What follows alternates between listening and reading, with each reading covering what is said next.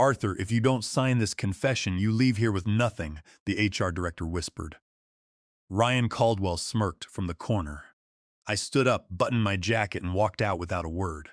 That was the day they signed their own death warrant. Let's go back.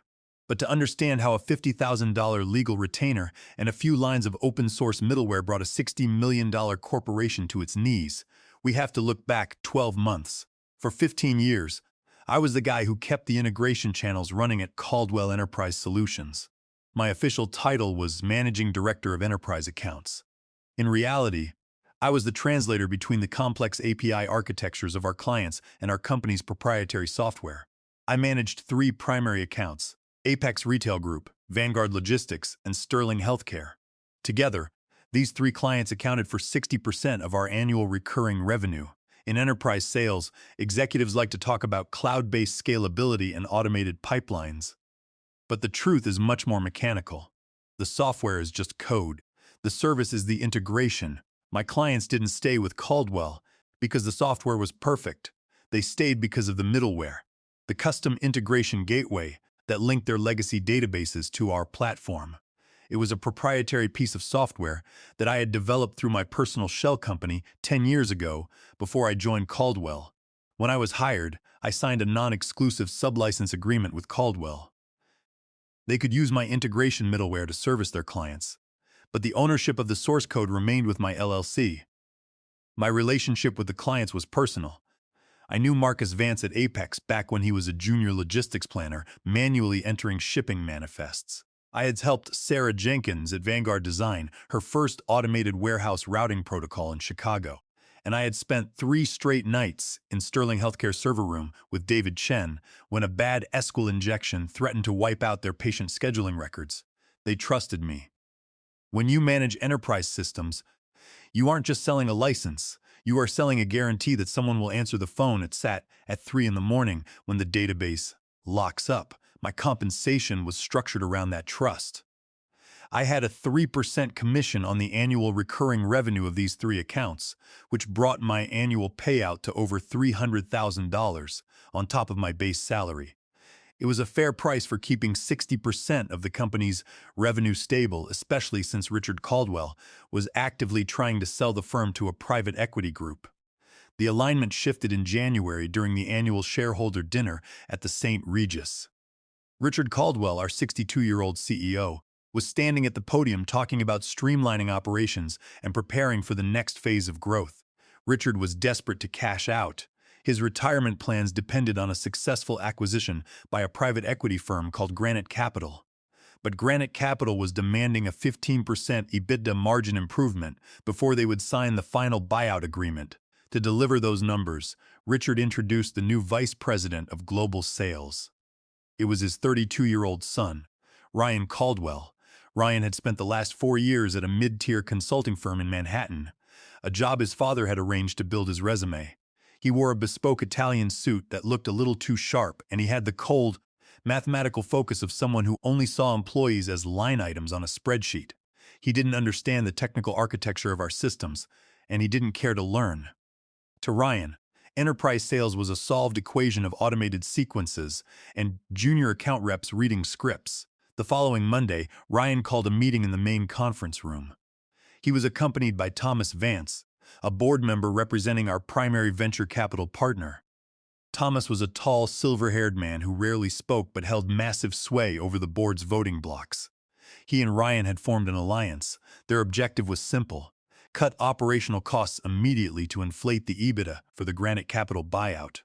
During the presentation, Ryan displayed a slide showing our sales commission structures. My 3% commission was highlighted in red. In the modern SaaS model, Ryan said, pacing the room in his leather loafers, high percentage commissions for legacy accounts are an inefficiency. The integration middleware is already built. The clients are integrated. We can transition these accounts to a centralized customer success pool managed by junior reps. This will save the company over $250,000 annually in sales overhead. I sat at the end of the table, my hands folded. I looked at Thomas Vance. The board member nodded in agreement with Ryan. I looked at Richard Caldwell, who was sitting next to his son. Richard looked away, staring at his notebook. He knew the risk, but the pressure from the VC partners to hit the Granite Capital EBITDA targets was too strong. After the meeting, Ryan asked me to step into his office. He didn't waste time with corporate pleasantries. "Arthur," he said, leaning back in his leather chair, "we are restructuring the enterprise accounts. We need you to hand over the client relationship logs and the API documentation for Apex, Vanguard, and Sterling. We are transitioning them to the junior success team next month. Your commission structure will be adjusted to a flat 0.5% retention bonus." I looked at him. "Have you reviewed the MSAs for those accounts, Ryan?" I asked. Ryan smiled, a thin, dismissive line. "The contracts are with Caldwell Enterprise Solutions, Arthur. The clients are locked in for another 18 months. They aren't going to migrate their entire database structure over a change in account managers. It's too expensive." I stood up, adjusted my cuffs, and walked out without saying another word. Ryan thought the technology was the lock. He didn't realize that the key was the person who knew how to turn it, and he had no idea that his attempt to save $250,000 was about to cost the company $12 million for 3 weeks. I went about my daily routine, maintaining the integration pipelines and documenting my work as if nothing had changed. I kept my interaction with Ryan strictly professional, log entries updated in Salesforce, and code updates pushed to Git. I didn't mention our meeting to anyone. In a corporate environment, silence is a shield. If you show anger, you give your opponent information. Ryan assumed my silence was a defeat. The ambush occurred on a Tuesday afternoon in early February. Richard Caldwell was in New York for preliminary meetings with Granite Capital. It was the perfect window for Ryan and Thomas Vance to execute their plan. I received a calendar invite at 3:45 p.m. for a meeting at 4. The subject line was simply Policy Review. The location was Conference Room C, the windowless basement room where the company quietly handled terminations. When I walked in, Evelyn Vane, the HR director, was already seated at the glass table. She had a thick manila folder open. Evelyn was a corporate survivor who had spent a decade delivering bad news with a sympathetic tilt of her head. Ryan was standing near the whiteboard, tossing a dry erase marker in the air. The room was cold, smelling of stale carpet and industrial disinfectant. "Arthur, please sit down," Evelyn said, gesturing to the chair opposite her. I sat down. I didn't bring a laptop or a notepad. "We have a serious issue to address," Evelyn began, looking down at her notes. "Our security team conducted a routine audit of our remote access logs last week. They flagged multiple external logins under your credentials." Ryan caught the marker and leaned against the table. "Specifically, Arthur, you accessed the main database integration server for Vanguard Logistics on a Saturday night at 11 p.m. You logged in from an unauthorized personal iPad, which is a direct violation of our newly implemented Bring Your Own Device security policy." I looked at him. The BYOD policy had been pushed through by Ryan's department 3 weeks prior, buried in a 50-page employee handbook update that everyone was forced to sign electronically. That Saturday night, Vanguard's main shipping API had locked up, freezing 22 freight trucks at the Chicago terminal, I said, keeping my voice flat. The company's VPN was experiencing a gateway error. The lead infrastructure engineer, Dave Martinez, called me on my personal cell phone. He authorized the access. "I have the whitelisting request." "That doesn't matter," Ryan snapped, his voice sharp. "Dave Martinez is an engineer. He doesn't have the authority to bypass corporate security protocols. You used an unsecured personal device to access live client data. That is a material breach of security." Evelyn slid a document across the table. "It was a separation agreement and release of claims. Because this is a security violation, Arthur," Evelyn said, her head tilting slightly. "We are terminating your employment for cause, effective immediately. Under the terms of your equity package, a termination for cause voids the acceleration of your 50,000 unvested restricted stock units. It also invalidates the double multiplier severance package in Clause 8B of your employment agreement." I looked at the document. It was a complete surrender. By signing, I would acknowledge that I had committed a security breach, waive all claims to the RSUs, which were worth roughly $1.5 million before the acquisition, and agree to the strict enforcement of the 2-year non-compete clause, which would prevent me from working with any Caldwell client in the state of California. "If you sign this now," Ryan said, his tone softening into a patronizing drawl, "we won't pursue legal damages for the security breach. We'll report it as a mutual separation to future employers." But if you walk out that door without signing, we will file a civil suit for damages and blacklist you from every enterprise firm in the Bay Area. They had calculated this perfectly. They believed the threat of a lawsuit and the loss of a $1.5 million stock package would break me. They expected me to argue, to show them Dave Martinez's authorization email, to plead for my severance. That is what most people do when they are ambushed. They get emotional. They try to explain, not realizing that the decision has already been made. I looked up from the paper and met Ryan's eyes. "I will not sign this," I said. Evelyn's sympathetic expression vanished, replaced by a cold, bureaucratic stare. "Arthur, if you don't sign, you leave here with nothing. No severance, no stock, and a lawsuit on your record." "I understand," I said. I stood up and buttoned my suit jacket. "Send the formal termination letter to my home address via certified mail. I want the exact security policy infraction and the login logs detailed in writing." Ryan stepped toward me, his face flushed with sudden irritation. "You think you're smart, Arthur? You think you can just walk out and take these clients? Try it. Our legal department will freeze your bank accounts before you can even file for business registration." "You signed a non-compete." I ignored him, looked at Evelyn and said, "Goodbye, Evelyn." I walked out of the room, went back to my office, and began to pack. I took only my personal items, my brass desk clock, and a photo of my family. I left the company laptop and the security keycard on the desk. As I drove home through the rain, the initial adrenaline faded, and a cold weight settled in my chest. I wasn't a young executive with nothing to lose. I had a mortgage in Marin County, a daughter who was starting college in a year, and 50,000 unvested RSUs that were now locked in a legal vault. Fighting a $60 million company meant hiring high-price representation. The next morning, I sat in the glass-walled office of Sarah Goldstein in downtown San Francisco. Sarah was an employment lawyer who specialized in executive disputes. She listened to my story, reviewed my employment contract, and looked at the draft separation agreement. "They're trying to starve you out, Arthur," Sarah said, leaning back. "They know California BPC Section 16,600 makes the non-compete void, but they're banking on the fact that you can't afford to fight them for the RSUs and the Clause 8 visa severance. How much will it cost to fight?" I asked. Sarah looked at me, her eyes steady. "I require a $50,000 retainer to start. If we go to trial, it could cost 3 times that. We will have to fight their TRO and file a countersuit for wrongful termination, $50,000. That was a significant portion of my liquid savings. It was the money I had set aside for my daughter's first-year tuition. If we lost, I would be broke, blacklisted, and buried under Caldwell's legal fees. I looked out the window at the Bay Bridge. Then I pulled out my checkbook, wrote the check for $50,000, and slid it across the desk. "Let's go to work," I said. The first thing I did on Thursday morning was register Pendleton Consulting Group LLC with the California Secretary of State. By 10 a.m., the entity was active, and I had opened a business account with the corporate bank.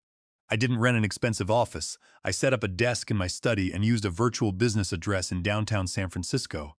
At 11 a.m., I drafted a single email and sent it to Marcus Vance, Sarah Jenkins, and David Chen. I sent it from my personal email address. "Marcus," I wrote, "I am writing to inform you that my employment with Caldwell Enterprise Solutions was terminated on Tuesday. Under California law, I am pursuing independent consulting opportunities through my new firm, Pendleton Consulting Group LLC. I want to thank you for your partnership over the last 15 years. My personal phone number remains the same. Sincerely, Arthur." The email was drafted by Sarah Goldstein. It was careful, professional, and entirely free of solicitation. I didn't ask them to cancel their contracts. I didn't ask them to hire me. Under California law, direct solicitation of active clients before they terminate their existing agreements can still expose you to a claim of intentional interference with contractual relations. We had to be patient. We had to let the clients act. Within 20 minutes, my phone rang. It was Marcus Vance from Apex. "Arthur, what the hell is going on?" Marcus asked, his voice echoing in his car's speakerphone. "Some junior associate named Kevin just called my office. He told me you retired due to health issues and that he is taking over the Apex account. He didn't even know what our database schema looked like." "They fabricated a security violation, Marcus," I said, keeping my voice calm. "They wanted to void my unvested stock options and my severance. I've retained Sarah Goldstein, and we are preparing a wrongful termination suit." Marcus let out a low whistle. "Those idiots. They don't realize that our entire inventory system runs on the middleware integration you built. If that middleware goes down during our spring clearance, we lose $10 million a day. Kevin doesn't know how to run a simple SQL query, let alone manage our integration. I remained silent.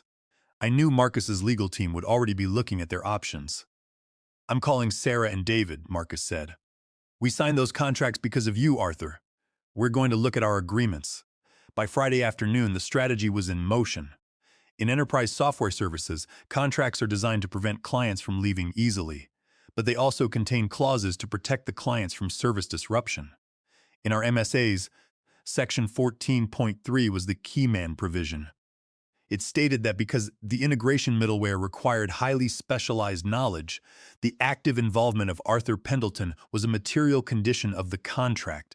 If Arthur Pendleton ceased to manage the account, Caldwell Enterprise Solutions had 30 days to propose a qualified replacement. Most importantly, during that 30-day evaluation period, the client reserved the unilateral right to suspend all monthly service payments without penalty. At 4 p.m. on Friday, the corporate legal department at Caldwell received 3 separate certified letters: Apex Retail Group, Vanguard Logistics, and Sterling Healthcare formally invoked Section 14.3.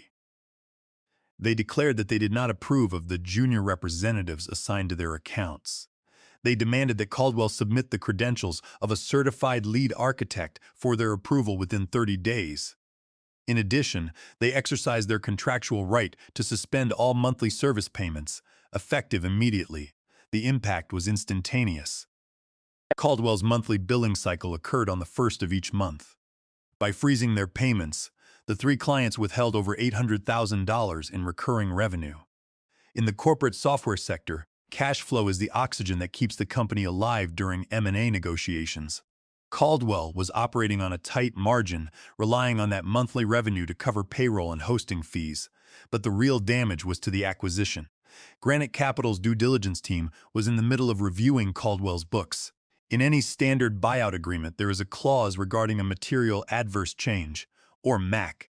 A MAC clause allows the buyer to terminate the agreement if an event occurs that significantly damages the target company's financial health or operational stability. When Granite Capital's audit team saw that 60% of Caldwell's recurring revenue was suddenly suspended and under threat of termination, they halted all negotiations. At 7 p.m. on Friday, my cell phone rang. It was Richard Caldwell. He was calling from New York. "Arthur," Richard said, his voice sounding thin and exhausted. "We need to resolve this. I was in meetings with Granite Capital when their lead partner called me into a private room. They've suspended the buyout. They know about the payment freeze." I sat at my kitchen table, looking at the city's lights. "I'm sorry to hear that, Richard," I said. "Arthur, please," Richard said, his tone pleading. "Ryan made a mistake. He didn't understand the technical dependency of the accounts. I was in New York. I didn't authorize the termination. If you come back as an independent consultant, we can pay you a monthly retainer equal to your old salary, and we can vest your RSUs over the next 12 months. I took a deep breath. "Your son accused me of a material security breach to avoid paying my severance, Richard. You let him and the VC board members run the company into the ground to hit an EBITDA target. I've already paid a $50,000 retainer to my lawyer. We are filing the wrongful termination suit on Monday. Arthur, if the Granite deal collapses, we are looking at Chapter 11, Richard whispered. "The company cannot survive a 90-day payment freeze from Apex and Vanguard. Then you should have checked the contracts before you let Ryan pull the trigger." "Richard," I said, and hung up. 10 minutes later, an email arrived from Caldwell's outside litigation counsel. It was a draft complaint for an emergency injunction, accusing me of misappropriation of trade secrets and tortious interference. They were threatening to file it in the San Francisco Superior Court on Monday morning, unless I signed a transition agreement. On Monday morning, the legal battle moved to the San Francisco Superior Court. Caldwell's outside counsel had filed an ex parte application for a temporary restraining order, seeking to block me from operating my new LLC and communicating with their clients. Sarah Goldstein was ready. We sat at the defense table in a wood-paneled courtroom, waiting for the judge to review the briefs. On the other side, Ryan Caldwell sat next to his lead litigation attorney. Ryan's arms were crossed, his face tight with anger. He didn't look at me. "Your Honor," Caldwell's attorney began, stepping to the podium. The defendant, Arthur Pendleton, is actively raiding our client base in direct violation of a signed non-compete covenant. In addition, he accessed our proprietary database servers using an unauthorized personal device just days before his termination. We have reason to believe he is using our proprietary integration architectures to transition these accounts to his new firm. The judge, a sharp-eyed woman named Judge Martinez, looked over her glasses at the plaintiff's table. Is the non-compete enforceable under California law, counsel? Caldwell's attorney hesitated. Your Honor, because the defendant committed a material security breach, we believe the non-compete is enforceable as a remedy for trade secret protection. Sarah Goldstein stood up and stepped to the podium. Her voice was calm, clear, and authoritative. Your Honor, California Business and Professions Code Section 16,600 is absolute. The plaintiff cannot use an unenforceable non-compete to restrain my client's right to engage in his profession. Regarding the alleged security breach, we have submitted Exhibit A, which is an email thread from Dave Martinez, Caldwell's lead infrastructure engineer. The email whitelists my client's personal iPad and explicitly requests his remote assistance to resolve a critical database failure that was costing their client, Vanguard Logistics, thousands of dollars in delayed shipments. My client did not steal data. He resolved an operational crisis at their request. Sarah then submitted Exhibit B, which consisted of printouts of the incoming communications from Marcus Vance, Sarah Jenkins, and David Chen. In addition, the evidence shows that my client did not solicit these clients. The clients initiated contact with him because they were alarmed by his abrupt termination. Under California law, a client has the absolute right to choose their service provider. Judge Martinez reviewed the documents for a few minutes. The silence in the courtroom was absolute. The application for a temporary restraining order is denied, Judge Martinez announced, closing the folder. The plaintiff has failed to show a likelihood of success on the merits or any evidence of trade secret misappropriation. The court will not enforce a void non-compete covenant. We will proceed to the discovery phase for the defendant's wrongful termination counterclaim. I let out a breath I hadn't realized I was holding. It was a massive victory, but the battle wasn't over. Sarah Goldstein's $50,000 retainer was already half gone, and we were just entering the discovery phase. While the legal battle was playing out in court, the operational crisis at Caldwell was worsening. Sterling Healthcare's CIO, David Chen, knew that his organization couldn't afford a long legal battle. Under the terms of the original software agreement, Sterling Healthcare held a perpetual license to use the custom integration middleware. They owned the specific API configurations and the database integration schemas that connected their hospital records to Caldwell's platform. To bypass the legal hurdles and avoid HIPAA compliance delays, David Chen executed an emergency service waiver. Sterling Healthcare did not migrate their data to my LLC's servers. Instead, they set up a dedicated, secure AWS cloud environment under Sterling's own corporate account. They then hired Pendleton Consulting Group LLC as an independent technical advisory firm to manage their database integration. Because the data remained on Sterling's secure servers, we didn't need to go through the standard 6-month HIPAA vendor onboarding process. We were operational in 48 hours. Vanguard Logistics and Apex Retail followed the exact same blueprint. They hired my LLC to manage their secure integration gateways under their own cloud accounts. Caldwell Enterprise Solutions was left in a technical vacuum. They still held the software licenses, but the integration middleware that made the software functional was now managed entirely by my firm. At 6 p.m. on Thursday, Ryan Caldwell made his final fatal mistake. He called my cell phone. I didn't answer. California is a two-party consent state under Penal Code Section 632, which means recording a confidential phone call without both parties' consent is a misdemeanor and the recording is inadmissible. But Ryan didn't talk to me. He left a voicemail. Under California law, a voicemail has no expectation of privacy because the caller knows they are leaving a recorded message. Arthur, you think you've won? Ryan's voice was slurred, trembling with fury. I know you're behind this payment freeze. You and your lawyer are trying to destroy the Granite buyout. We will spend every dollar this company has to tie you up in court for the next 10 years. I will make sure you lose your house in Marin. I will make sure you are bankrupt before we are done with you. I listened to the recording once, then forwarded the audio file to Sarah Goldstein. This is a goldmine, Sarah emailed back. It is clear evidence of bad faith, harassment, and an attempt to intimidate a litigant. We are adding this to our wrongful termination complaint tomorrow morning. By Friday afternoon, the pressure on Caldwell Enterprise Solutions reached a breaking point. The Granite Capital buyout was officially dead. The private equity firm withdrew their letter of intent, citing the ongoing litigation and the loss of 60% of the company's recurring revenue. The venture capital board members, led by Thomas Vance, realized that Ryan's gamble had destroyed the company's valuation. At 5 p.m. on Friday, Caldwell's outside counsel called Sarah Goldstein. They wanted to settle. The settlement meeting was held on Monday morning in a conference room at the Hyatt Regency. Away from the offices of both companies, I arrived with Sarah Goldstein. Across the mahogany table sat Richard Caldwell, his lead corporate counsel, and Thomas Vance, the board member representing the venture capital firm. Ryan Caldwell was not in the room. Neither was Evelyn Vane. The board had already executed their terminations. Richard looked 10 years older. The confident, bronze-tanned CEO from the shareholder dinner was gone. He sat with his hands clasped on the table, staring at a black folder. Thomas Vance was the one who spoke first. "Let's get to the terms," Thomas said, his voice flat. "We have conducted an internal review of the circumstances surrounding your termination. The board has determined that Ryan's actions and the subsequent allegations of a security breach were not supported by the facts. Ryan Caldwell and Evelyn Vane are no longer with the company." Sarah Goldstein leaned forward, placing a document on the table. "We are prepared to settle," she said, "but we are not accepting stock. The company's valuation has collapsed, and the Granite Capital buyout is dead. We demand the 50,000 restricted stock units paid out in cash at the pre-termination value of $30 per share, totaling $1.5 million. In addition, we demand the full double multiplier severance under Clause 8B, which is $300,000, and the reimbursement of my client's $50,000 legal fees." Caldwell's attorney looked at Thomas Vance. The VC board member nodded slowly.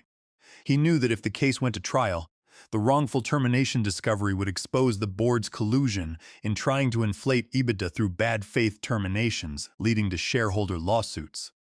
"We agree to the cash payout," Caldwell's attorney said, "but we require a mutual release of claims and a transition agreement to ensure there is no service disruption for Apex, Vanguard, and Sterling."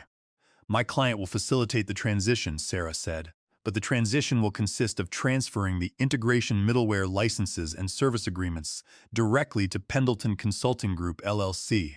Caldwell will sign a waiver of all claims regarding client solicitation and tortious interference." Richard Caldwell finally looked up. He looked at me, his eyes hollow. "Arthur," he said quietly, "I built this company for 15 years. I wanted to leave a legacy for my family." I looked at my former boss. "You wanted to leave a legacy, Richard, but you let your son treat the people who built your company as commodities."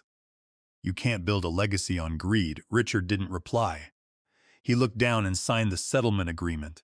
The wire transfer of $1.85 million was completed by Tuesday afternoon.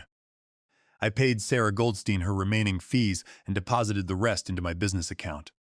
The money that was meant for my daughter's tuition was safe, and my family's financial future was secure. Within 30 days, Pendleton Consulting Group, LLC had assumed full technical management of the integration gateways for Apex Retail, Vanguard Logistics, and Sterling Healthcare.